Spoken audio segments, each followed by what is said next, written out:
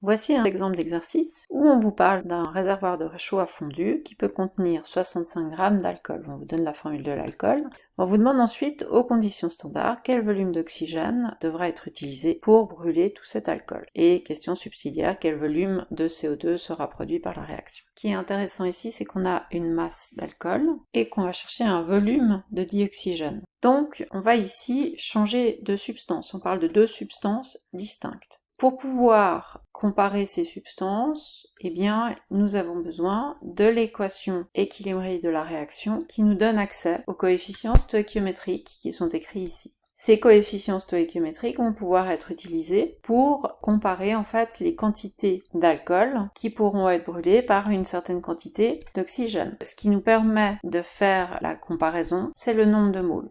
Je vais donc devoir faire une première étape, chercher le nombre de moles d'alcool. Une deuxième étape, grâce à la stoichiométrie, chercher le nombre de moles d'oxygène capable de réagir avec le nombre de moles d'alcool. Et puis enfin, une dernière étape, transformer ce nombre de moles en volume de gaz. Première étape, transformer la masse d'alcool éthylique en nombre de moles d'alcool éthylique. Pour cela, on peut utiliser la formule de la masse molaire, mais il nous faut tout d'abord calculer la masse molaire. L'alcool éthylique est constitué de 2 carbones, de 6 hydrogènes et d'un oxygène.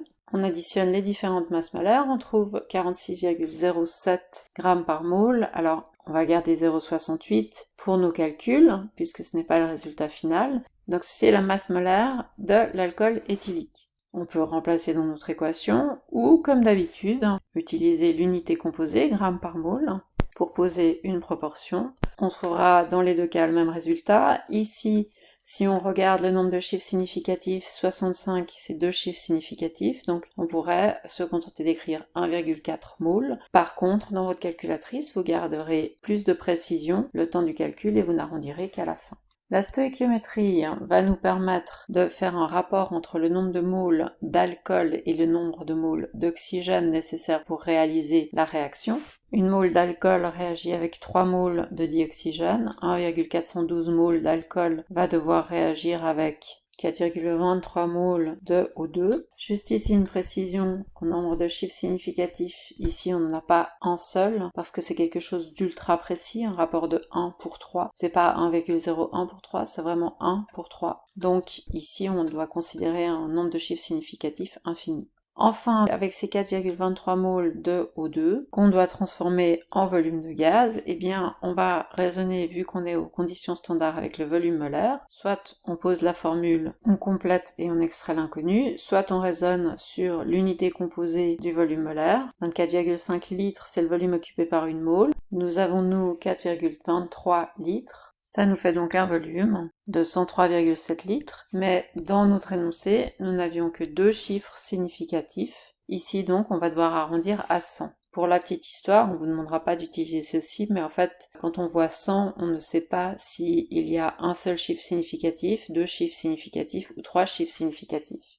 Les Canadiens ont une façon très intéressante de travailler qui est de barrer le dernier chiffre significatif. Donc ici, comme on a deux chiffres significatifs, on mettrait la barre sur le deuxième 0 pour préciser que nous avons une information sur ce chiffre-là, mais pas sur le suivant. Autre option, écrire un nombre scientifique, ce qui donnera 1,0 fois 10 puissance 2 litres.